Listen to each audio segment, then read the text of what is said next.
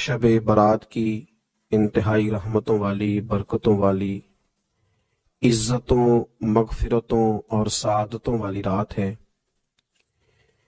آج ہی وہ نصیبوں والی گھڑیاں ہیں جب اللہ تبارک و تعالی نبی پاک صلی اللہ علیہ وسلم کی امت میں سے بنو کلب کی بکریوں کے بالوں کی تعداد کے مطابق لوگوں کی مغفرت فرمائے گا۔ عزیز دوستو، بزرگوں اور بھائیوں، چونکہ یہ شب برات کی رات ہے تو اس رات بہت سارا اہتمام اور بہت ساری چیزوں کی ہمیں ضرورت ہے، اور جن حالات کا، جن آزمائشوں کا اس وقت امت مسلمہ اور پوری دنیا کو سامنا ہے، ان میں بہت زیادہ ضرورت ہے کہ ہم اپنے گھروں میں، مساجد میں، اپنے اپنے مصلی پر بیٹھ کر اپنے رب کریم کو یاد کریں، اس کے حضور ناز اپنی پیشانی کو جھکائیں اور اس سے اپنے اپنے حصے کی خیرات طلب کریں۔ یاد رکھیے گا کہ یہ وہ مقدس گھڑیاں ہیں کہ مغرب سے لے کر صبح صادق تک اللہ تبارک و تعالی آسمان دنیا پر نزول جلال فرماتا ہے جو اس کی شان کے لائق ہے، اور وہ اعلان فرماتا ہے آج کی رات کہ ہے کوئی بخشش مانگنے والا میں اسے بخش دوں، ہے کوئی رزق طلب کرنے والا میں اسے رزق عطا کروں، ہے کوئی میری بارگاہ سے اس بات کا سوالی کہ میں اس کے اوپر کرم فرماؤں۔ بس ضرورت کس چیز کی ہے؟ ضرورت اس چیز کی ہے کہ ہم نے یہ جو حدیثیں بار بار سنی ہوئی ہیں ان پر غور کریں، اور یہ نہ سوچیں کہ یہ پچھلے سال بھی ہم نے بات سنی تھی، بلکہ اس پر پورا غور کریں اور حدیث کے ایک ایک جملے، ایک ایک حرف اور ایک ایک لفظ پر عین الیقین کر کے بیٹھ جائیں جھولی پھیلا کے، اور عرض کریں کہ اللہ تمہارے اوپر فضل فرما، اللہ تمہارے اوپر رحم فرما۔ تو کوشش کریں کہ بہت زیادہ استغفار پڑھا جائے آج کی رات میں، اور کوشش کریں کہ سورہ یاسین کی تلاوت کی جائے، سورہ ملک اور سورہ واقعہ کو پڑھا جائے، اور درود و سلام کثرت کے ساتھ نبی پاک صلی اللہ علیہ وسلم کی بارگاہ عالی مرتبت میں عرض کیا جائے، اور یقین کے ساتھ، ایمان کے ساتھ اللہ کے حضور یہ دعا مانگی جائے کہ اللہ تو رحمت والا معاملہ فرما، درگزر والا، فضل والا معاملہ فرما۔ رسول اللہ نبی پاک نے دعا مانگی، ثم دعا، دعا مانگ کر حضور پھر دعا مانگنے لگے۔ حضور نے دعا مانگی اور دعا مانگ کر حضور پھر دعا مانگنے لگے، اور ثم دعا رسول اللہ تیسری دفعہ فرماتی ہیں، کہتی ہیں حضور نے دعا مانگی اور دعا مانگ کر پھر دعا مانگنے لگے، یعنی حضور نے دعا مانگی اور پھر دعا مانگی اور دعا ختم ہو گئی تو تیسری دفعہ پھر دعا مانگی، یعنی حضور نے مانگا۔ کیا کہا حضرت نے؟ فرمانے لگے مانگیں گے مانگے جائیں گے، منہ مانگی پائیں گے، سرکار میں نہ لا ہے نہ حاجت اگر کی ہے، مانگیں گے مانگے جائیں گے، منہ مانگی پائیں گے۔ حضور نے دعا مانگی اور دعا مانگ کر پھر دعا مانگی اور دعا مانگ کر پھر دعا مانگی، تو نبی پاک صلی اللہ علیہ وسلم کا تو اللہ سے مانگنے کا، اس کو منانے کا یہ طریقہ۔ حضرت عبداللہ ابن عمر فرمانے لگے، یہ لفظ ابو داؤد شریف میں موجود ہے، ذرا ان کا بھی ذائقہ محسوس کیجئے گا۔ حضرت سیدنا عبداللہ ابن عمر فرماتے ہیں میں حضور کی مجلس میں حاضر تھا، حضور مانگنے لگے اللہ سے، حضور اللہ سے مانگنے لگے۔ میں تو کئی دفعہ یہ دعا بھی مانگنے لگ جاتا ہوں کہ اللہ تو ان دعاؤں کی طرف تو دیکھ جو تیرے رسول نے ہمارے لیے مانگی۔ اللہ تو ہمیں تو نہیں نہ مانگنا آتا، نہیں طریقہ آتا، نہیں سلیقہ آتا، نہیں انداز آتا، ہم تو بے توجہ سے لوگ ہیں، بیٹھنے کا ڈھب نہیں آتا ہمیں تو ہاتھ اٹھانے کا سلیقہ نہیں آتا، ہم تو وضو کرنے کے اس طریقے سے آشنا نہیں، پر اللہ تیرے محبوب نے تو خوب مانگا ہے نا تجھ سے، تیرے پیارے حبیب علیہ السلام نے تو تجھے منایا ہے نا ہمارے حق میں، تو اللہ تو ان دعاؤں کی طرف تو دیکھ۔ حضرت عبداللہ ابن عمر رضی اللہ تعالیٰ عنہ فرماتے میں حضور کی مجلس مبارکہ میں بیٹھا تھا، ابو داؤد شریف میں موجود ہے، کہتے ہیں حضور دعا مانگ رہے تھے۔ دعا کیا تھی؟ دعا حضور یہ مانگ رہے تھے، رب اغفر لی، یا اللہ ہمیں بخش دے، وتب علی، اللہ ہماری توبہ قبول فرما، انک انت التواب الرحیم، بے شک تو توبہ قبول کرنے والا اور رحم کرنے والا۔ نبی پاک صلی اللہ تعالیٰ علیہ وآلہ وسلم سے امت کا جذباتی رشتہ ہے، یہ پہلے دن سے ہی ابو جہل کم منع کرتا تھا کسی مسلمان کو کہ خانہ کعبہ میں نماز نہ پڑھو، کہتا پڑھو. حضرت صہیب ابن سنان رومی سے اس نے کہا کہ آپ اپنے طریقے کے مطابق، مسلمانوں کے طریقے کے مطابق کعبے کے اندر نماز پڑھیں، جو مرضی کریں. روکتے تو وہ نبی پاک کے قریب جانے سے تھے. وہ منڈیوں میں بیٹھ جاتے تھے، حضور کے قریب نہ جانا، حضور کے قریب نہ جانا، حضور کے قریب نہ جانا. میری بات کو آپ سمجھے اور ہمیشہ یاد رکھیں، امت کا نبی پاک سے جذباتی رشتہ، جذباتی. یہ جو رسول اللہ کی امت ہے یہ گناہگار ہو سکتی ہے پر اپنے نبی کی غدار نہیں ہوتی. میں آپ کو صحیح کہہ رہا ہوں. میرے کلین شیو نوجوان کے کان میں آپ جا کے کہیں نبی پاک، تو چاہے اس نے نماز نہ پڑھی ہو، چاہے اس نے داڑھی نہ رکھی ہو، آپ حضور کا نام لیں اس کے رونگٹے کھڑے ہو جاتے ہیں. اس کی طبیعت، اس کا دل دھک دھک کرتا ہے. اس کی ایک ایک روح سے محمد محمد کی آوازیں نکلتی. یہ فیض ہے رسول پاک کا اور یہ کرم ہے اللہ کا اس امت کے ساتھ. امیر ملت پیر جماعت علی شاہ صاحب محدث علی پوری فرماتے ہیں ایک جگہ ہندوؤں کا جلسہ تھا، ہندو پنڈت تقریر کر رہا تھا، اس نے نبی پاک صلی اللہ علیہ وسلم کی شان میں معاذ اللہ کو بے ادبی کر دی. مسلمان تھے ہی نہیں، ایک مسلمان تھا، وہ ملنگ نہیں ہوتے دوری ڈنڈے والے، اس کے پر رنگین ڈنڈا تھا، وہ کہیں دور بیٹھا تھا. تو اس نے سن لی اسپیکر چل رہا تھا، تو وہ ڈنڈا لے کے تو سٹیج پہ چڑھ آیا. وہ کہتا ہے میں نے پنڈت کے ساتھ میں مارا ایک ہی ہے پر مارا ذرا صحیح کر کے. اور ڈھیر ہو گیا، لوگوں نے گرفتار کر لیا، جیل میں چلا گیا. پیر صاحب کہتے ہیں میں ملنے گیا، بندے کو بسم اللہ بھی سیدھی نہیں پڑھنی آتی، سورۃ اخلاص بھی ٹھیک نہیں آتی، ربنا آتی نہ دعا نہیں کر سکتا، ملنگ ہے. میں ملنے گیا اور میں نے کہا یار نہ تو نماز پڑھے، نہ داڑھی رکھے، نہ تو مسجد جائے، پر تو نے کمال کر دی. تو کہتے ہیں پیر صاحب چھم چھم رویا اور پنجابی میں کہنے لگا پیر صاحب میں گناہگار ہاں پر اپنے نبی دا غدار تے نہیں نا. یہ گناہگار اور غدار میں فرق ہوتا ہے. میں گناہگار ہوں پر یہ تو نہیں نا کسی کی ضرورت کہ میرے سامنے میرے نبی کے بارے میں بات کر جائے اور ساڑی اچھی تے سچی سرکار نو گل کر جائے. یہ بات آپ سمجھیں. دشمن احمد پہ شدت کیجئے، ملحدوں سے کیا مروت کیجئے، شرک ٹھہرے جس میں تعظیم رسول، اس برے مذہب پہ لعنت کیجئے، اور مثل فارض زلزلے ہوں نجد میں ذکر آیات ولادت کیجئے اور یا رسول اللہ کی کثرت کیجئے. نبی پاک کا پیار امت کے لیے سرمایہ حیات ہے. رسول پاک کے ساتھ امت کا والہانہ رشتہ ہے. نبی پاک کے ساتھ والے حضرت خبیب کو گرفتار کر لیا مکے والوں نے. اس وقت غربت تھی اسلام پر. مکے میں سارے لوگ اکٹھے ہو گئے اور چوک میں پھانسی دینے لگے حضرت خبیب کو. کہنا آسان ہے، کرنا بڑا مشکل ہے. بندہ جیل میں الجھ جائے تو میں نے بڑے بڑے سیانے لوگ معافیاں مانگتے دیکھے، بڑے بڑے لوگ کہتے دیکھے ہیں کہ یہ کام بڑا. قید تنہائی بذات خود ایک مصیبت ہے. آپ کو اکیلا رہنا پڑ جائے نا، یہ لاک ڈاؤن ہوا ہے تو لوگ نفسیاتی مریض بن گئے. اکیلے رہنا، تنہا رہنا کوئی چھوٹا کام ہے. حضرت خبیب اکیلے اور مکے کا دور اور چاروں جانب کافر، اور چوک میں جب پھانسی پہ لٹکایا جانے لگا تو ابو سفیان بولے اور بول کے کہنے لگے یار بندہ کوئی کام کر کے بڑا پچھتاتا بھی ہے کہ یار نتیجہ کیا نکلا. تو معاذ اللہ آپ کا بھی نتیجہ تو پھانسی ہے، تو آپ کا کیا خیال ہے؟ یہ آپ یقین کریں کہ لوگ صحیح صحیح ساتھ چلتے ہیں، تھوڑی سی دشواری اٹھانی پڑ جائے تو کہتے ہیں میں گاڑی ٹھیک تھا، پر انہیں پتھروں پہ چل کے اگر آ سکو تو آؤ. میرے گھر کے راستے میں کوئی کہکشاں نہیں ہے. لوگ نا میٹھا میٹھا کھانا چاہتے ہیں، تھوڑا کڑوا آ جائے تو مصیبت بن جاتی ہے. کہتے ہیں سارے فلانے سے پیار کریں گے تو میں کروں گا، سارے مخالفت بھی کریں گے تو ہم بھی انشاءاللہ پیار ہی کریں گے. یہ کیا بات ہوئی کہ ہم زمانے کا رنگ دیکھ کے چلیں گے؟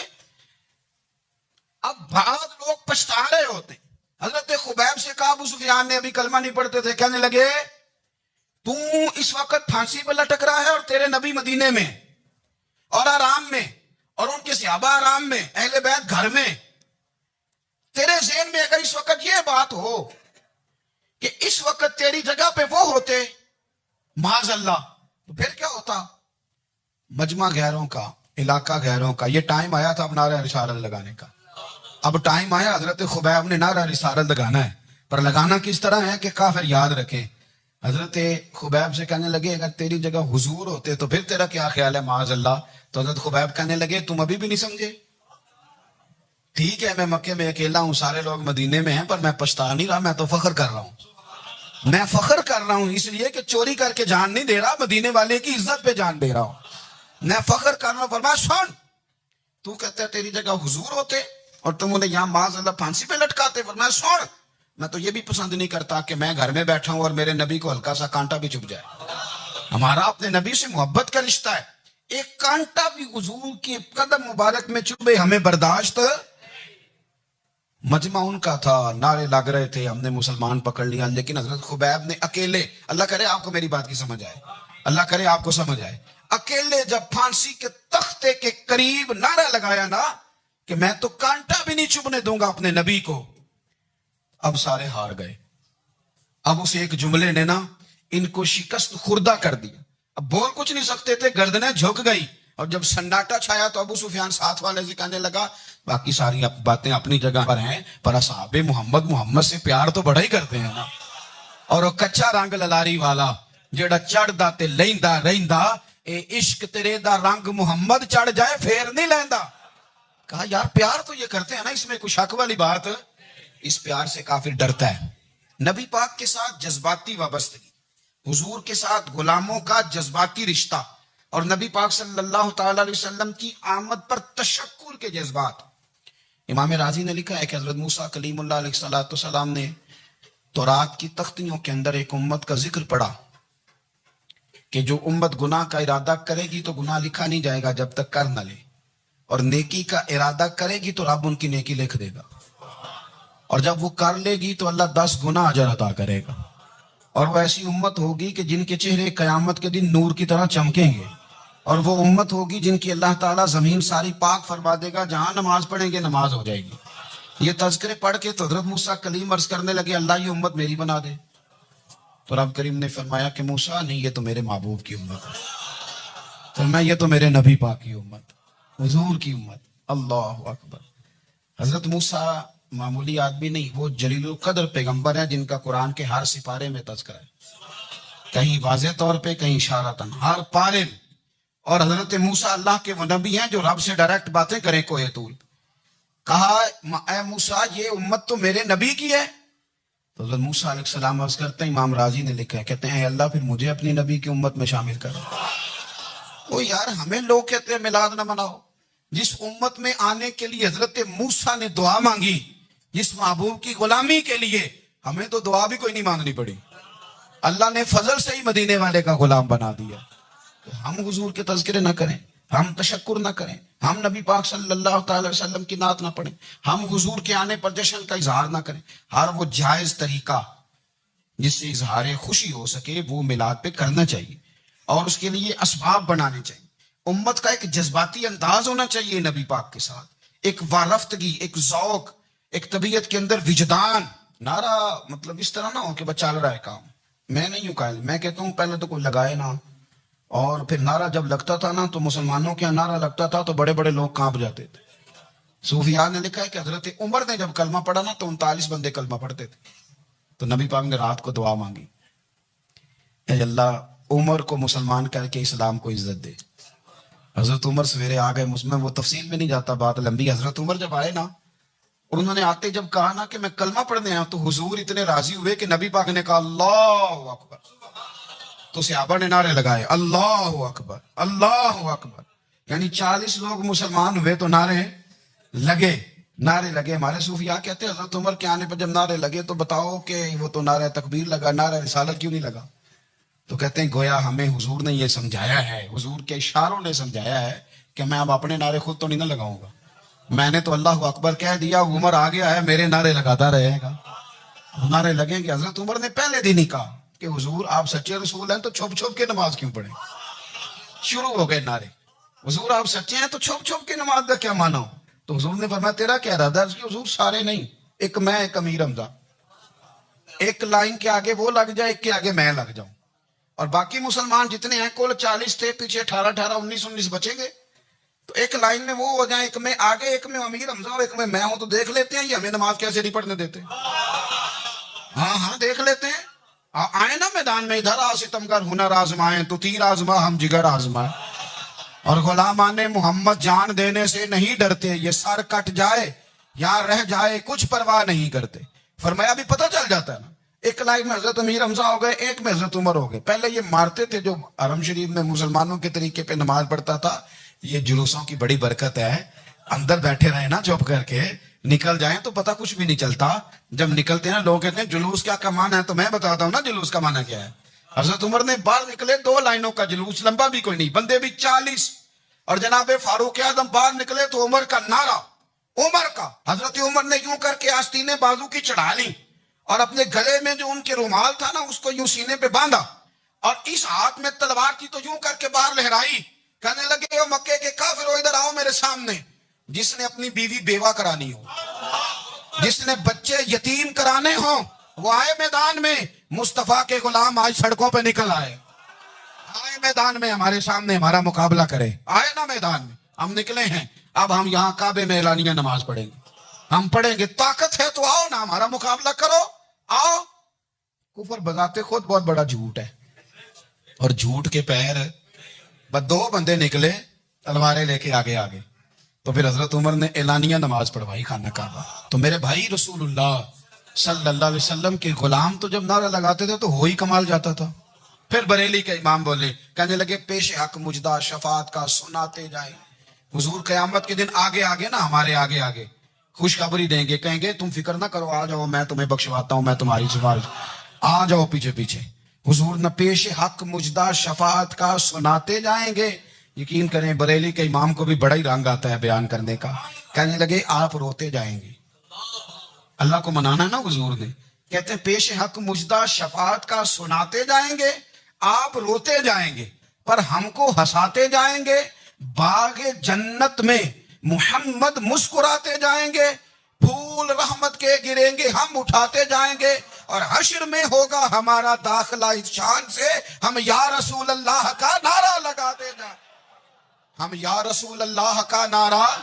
امام راضی کہتے ہیں حضور نے ایک رکا پکڑا چھوٹا سا، ایک بندے کو لوگ دوزخ میں لے کے جا رہے ہیں، اچھا مجھے ایک بات بتاؤ، فیصلہ پہلے ہو گیا ہے، اللہ کے سامنے ہوا ہے اور فیصلہ ہو گیا اور طے ہو گیا کہ دوزخ میں جانا ہے، وہ قریب پہنچ گئے دوزخ کے، تو حضور نے دیکھ لیا اور بتایا کس نے؟ حضرت آدم نے۔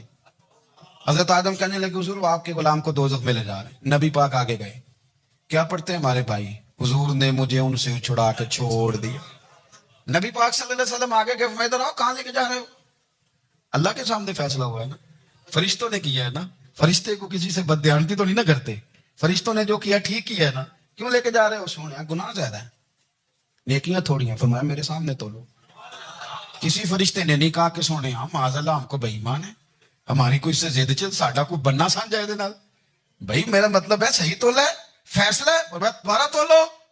گویا رب بھی فرماتا ہے جیسے میرا محبوب کہتا ہے ویسے ہی کر، کوئی نہیں دوبارہ تول لو، کوئی حرج نہیں، تولو نا دوبارہ۔ فرشتے دوبارہ آئیں گے، انہوں نے دوبارہ تولا، ایک پلڑے میں نیکیاں ایک پلڑے میں گناہ، اب وہ گناہ پھر زیادہ نکلے تو نبی پاک نے نا جیب سے اتنا سا روکا نکالا، روکے کا بھی کوئی وزن ہوتا ہے، وہ حضور نے نیکیوں کے پلڑے میں رکھ دیا، نیکیاں بڑھ گئیں، فرشتے بھی چپ کر گئے، چلو بھائی جنت میں۔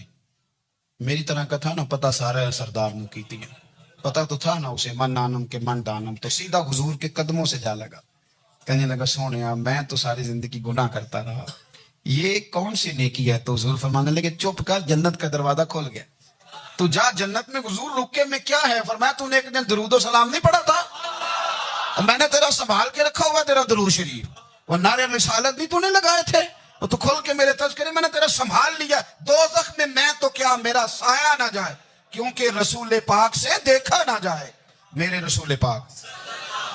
اور میری بات سنو، میں بھی آپ کو کھانا نہیں کھلاتا، لنگر میرے سنگی کھلاتے ہیں، میرے دوست آپ کو کھانا پیش کرتے ہیں، ہر جگہ آپ جاتے ہیں تو وہاں کچھ لوگوں کی ڈیوٹی ہوتی ہے، لیکن ترمذی شریف سیاستہ کی حدیث ہے، حضرت انس نے پوچھا تھا حضور قیامت میں کہاں ملیں گے؟ فرمایا حوض کوثر پہ۔ حضور وہاں انس پانی پلائیں گے کہ بلال پلائیں گے کہ سہیب پلائیں گے؟ فرمایا نہیں، امت پیاسی آئے گی تو میں اپنے دستے مبارک سے پانی پلاؤں۔ حضور وہاں نہ ملے تو فرمایا پل صراط پہ آنا، امت گزرے گی تو میں رب سلیم کی دعائیں کروں گا۔ تو اعلیٰ حضرت فرماتے ہیں جب حضور دعا کر رہے ہیں تو ڈرنے کی ضرورت کیا ہے؟ خدا کی رضا چاہتے ہیں دو عالم، خدا چاہتا ہے رضائے محمد، رضا اب پل سے وجد کرتے گزری کہ ہے رب سلیم دعائے محمد صلی اللہ ہو۔ تو حضور وہاں ملاقات نہ ہوئی تو پھر اس حدیث کو بھی یہ حدیث مضبوط کر دے گی۔ حضور فرمانے لگے پھر میزان عمل پہ آ جانا، امت کے عمل تول رہے ہوں گے اور میں کامیابی کی دعائیں مانگ رہا ہوں گا، تو جس کے لیے حضور دعا مانگیں گے ناکام ہوگا، ناکام ہوگا۔ اپنے بچوں کو حضور کی محبت سکھائیں، نبی پاک صلی اللہ علیہ وسلم کی غلامی کریں، آپ کا رشتہ نبی پاک کے ساتھ مضبوط ہونا چاہیے، آپ کے تعلقات حضور کے ساتھ مضبوط ہونے چاہیے، اور آپ نے دائیں بائیں نہیں دیکھنا کہ پراپوگنڈا کیا ہے، لوگ کیا کہہ رہے ہیں. لوگوں کو دیکھ کے جو لوگ رستہ بناتے ہیں وہ پیچھے رہ جاتے ہیں. آپ نے یہ دیکھنا ہے کہ میرا حضور سے نسبت کا تعلق مضبوط ہے. کوئی کدھر جا رہا ہے، اس سے ہمیں کوئی تعلق. اس وقت عالمی حالات کیا ہیں، قومی حالات